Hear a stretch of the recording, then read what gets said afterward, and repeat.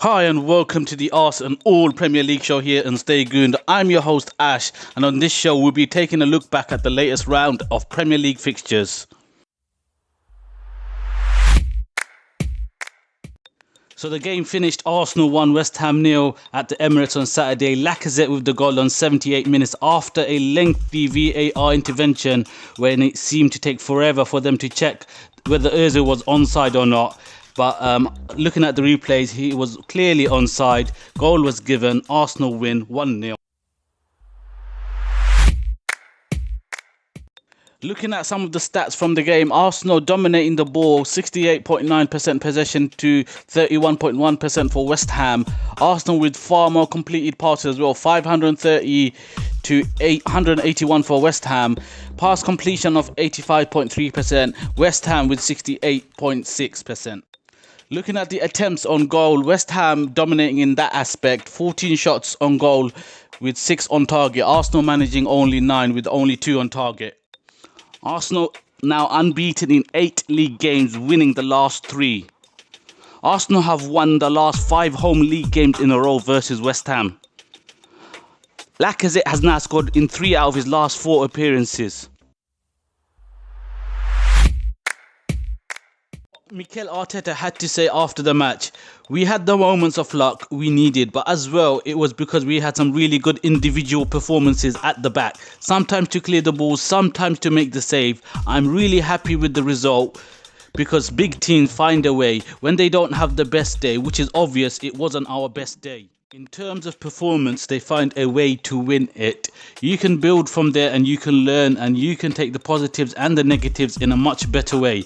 The unity, the solidarity, the players are showing at the end it pays the price. It didn't pay the price a few days ago when we played Olympiacos here, but it did today. Right, just wanted to share some of my thoughts on the game. I felt it was a really important victory for us, keeping us in the hunt for those Champions League places. We're going to need a lot of help from our rivals, dropping points if we are to have any chance. But we need to do our job. We need to keep winning. And on Saturday, we did that. It was a good win for us, but not a good performance.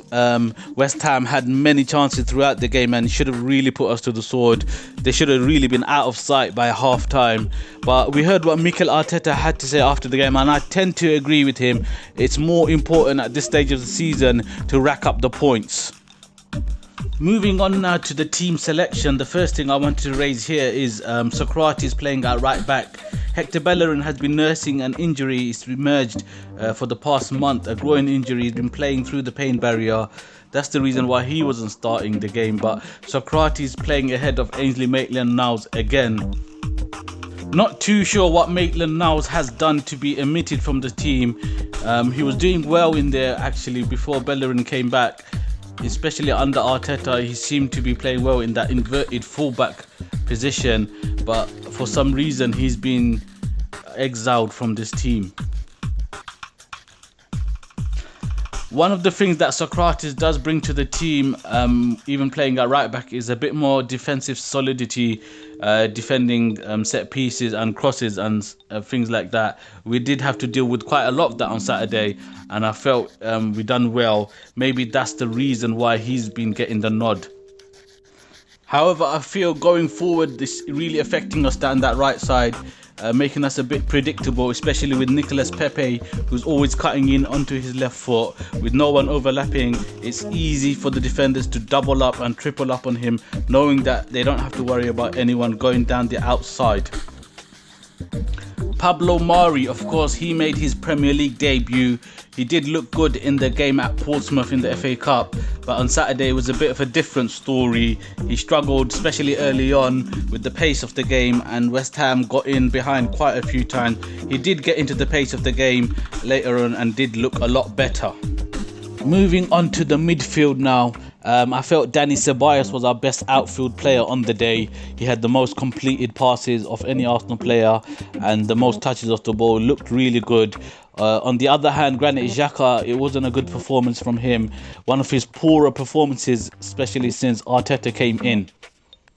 Up front, Eddie Nketiah, I think he really struggled with the physicality of the West Ham defenders. Couldn't really get into the game. Got bullied a bit. He had a couple of half chances, but didn't come to anything. Got subbed off early in the second half. Alex Lacazette, of course, came on and got the winning goal. Lacazette, on the other hand, he managed to deal with the physicality of the West Ham defenders far better.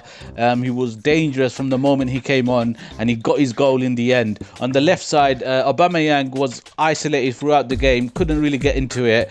It was his goal, his shot that led to the goal, but I want to see him play more central. Bernd Leno was my man of the match on Saturday. I think most fans would agree with that. He got us out of jail on a few occasions, made some stunning saves. It highlights the kind of pressure we were under in this game, but we did manage to get the job done in the end. That's the most important thing.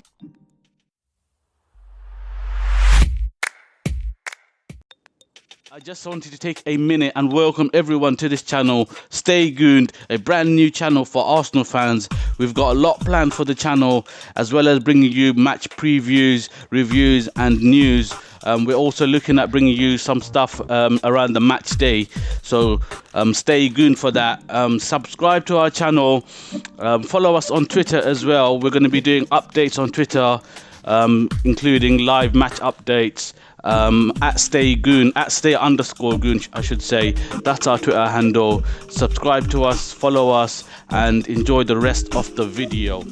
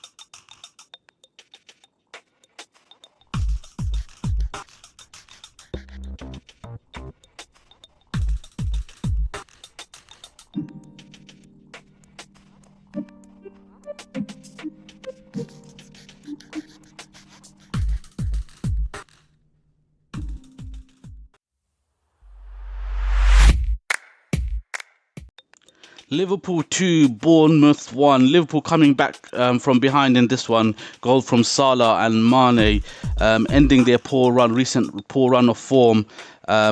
Moving a step closer to the title. They just require 2 wins now to get their first title in 30 years. Palace 1, Watford 0. Jordan Ayew with the goal in this one. Palace winning their 3rd match in a row thanks to Jordan Ayew's goal. Moving them up to 10th in the league. They might have an outside chance of getting into Europe. Watford, on the other hand, only 1 spot outside the relegation zone. They look in a bit of trouble. Sheffield United 1, Norwich 0.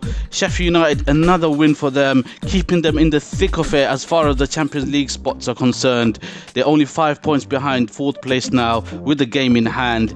They look really, really good. Norwich, though, they look like they are doomed. I can't see them getting out of it. Southampton 0, Newcastle 1. St. Maxim with the goal in this one. Southampton did have a man sent off in this one. Newcastle, this win actually leapfrogs them over Southampton into the league, moving them a step closer to safety. It looks like they're going to be all right. Wolves 0, Brighton 0. Wolves being held at home here by Brighton, missing out on an opportunity to get closer to the top 4, top 5 positions. Brighton, on the other hand, deep trouble they're in. They still haven't won a game in 2020.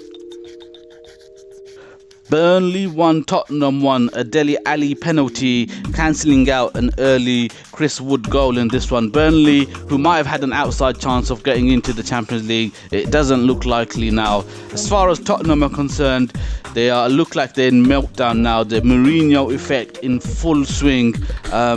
They also got dumped out of the Champions League last night, and it's all good. Chelsea 4, Everton 0. An unhappy return for Carlo Ancelotti here, getting hammered by Chelsea. Goals from Mason Mount, Pedro, Willian and Olivier Giroud, strengthening Chelsea's position for top 4 qualification hopes. They're still in 4th place. In the Manchester derby, Manchester United beating Man City 2-0. Yet again, a Man United victory over Man City. Ole beating Pep again. Goals from Anthony Martial and a McTominay injury time goal. Man United continuing their recent good form, and City not really a lot left to play for them in the league. Liverpool have basically won it already. And United and Chelsea look like they are front runners for that top 4, top 5. Leicester 4, Aston Villa 0. Villa getting thrashed in this one. Harry Brown's got a brace, so did Jamie Vardy. Leicester cementing their position in the top 3.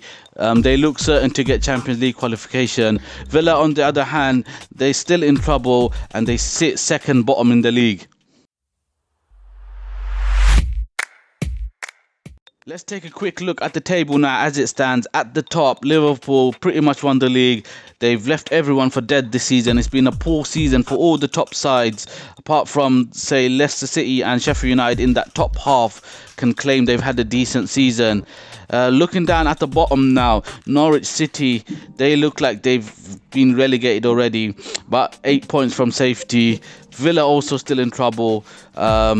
The likes of Southampton and Newcastle and Everton, they're a bit closer to safety, but not out of it yet. Right, that's it for this week, folks. Just received the news this morning that our game tonight against City has been called off due to coronavirus fears. As a precautionary measure, of course, the Nottingham Forest and Olympiacos owner has got the virus, and some Arsenal players and staff did come in contact with him and have had to self-isolate. Therefore, our game's been called off. At the moment, as it stands, our game on Saturday at Brighton is still on. We'll receive more news on that closer to the day. But that's it for this week. Thanks for watching. Please do subscribe to the channel and share this video. Follow us on Twitter. The links are in the description. But for now, stay gooned.